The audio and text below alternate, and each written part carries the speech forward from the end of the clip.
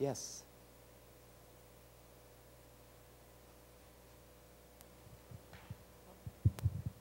I kept on getting the idea of intelligent design while you were doing your presentation, and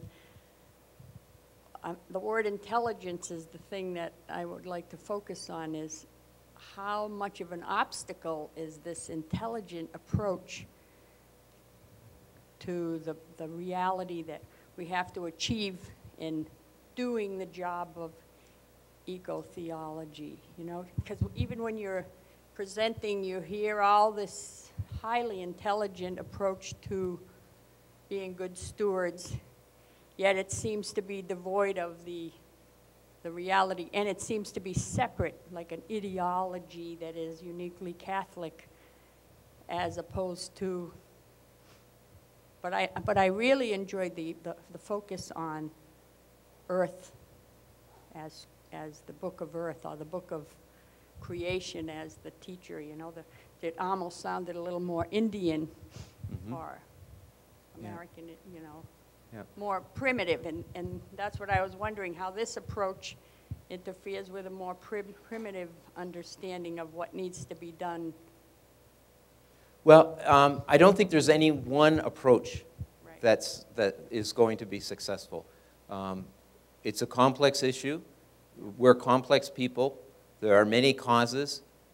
So it requires then many approaches and many solutions. And this is just one way of approaching the issue.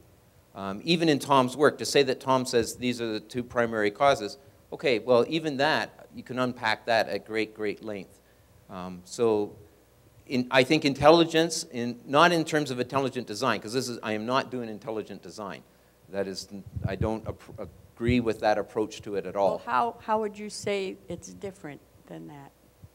That was another question I had, is how would you differ from, how would you say you're... Because intelligent design doesn't allow for creation to be itself.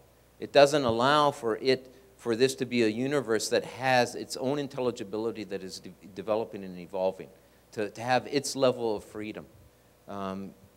There is a wisdom at play in the universe that we can read and that we can see, but this is not a universe that lacks its own freedom.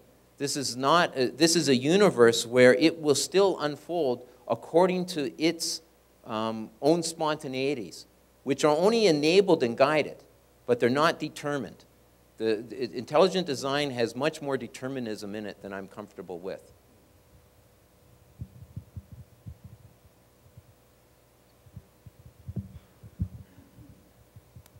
My name is Peter Weiskell, and I'm actually a hydrologist with a degree in theology as well. But I'm curious to know to what extent you feel Teilhard in his thinking is, you know, he's clearly at the root or at the source of a lot of current eco-theology. But I guess I'm wondering, to what extent do you feel Teilhard has limitations, or maybe didn't himself have enough of an ecological sense of the creation to go along with his evolutionary perspective? I guess that's a question. Yeah, yes, you're right. Teilhard has informed a lot of this discussion.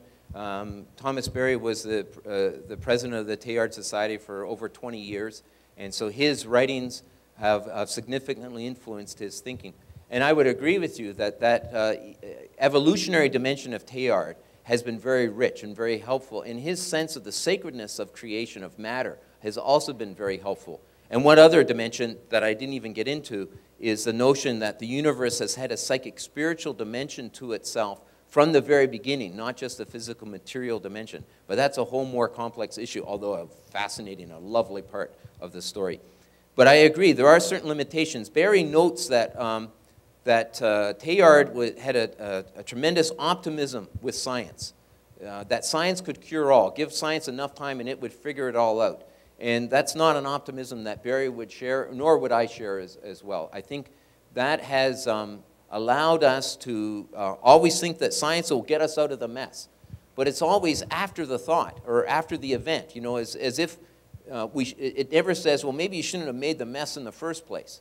You know, it's always downstream therapy as opposed to upstream therapy. So that's part of it. And also that I agree that Teilhard didn't have a real ecological sense to him either. He was a paleontologist, so he's really dealing with bones and rocks. But he didn't have a sense, certainly didn't have an ecosystem approach or a life sciences approach to his writing. And it's unfortunate that during his lifetime, his writings weren't published, where he could have been engaged in discourse, because maybe he would have somehow woven that into his work. So I agree, there are limitations, those limitations certainly to his work, but he gave us a good foundation to start with.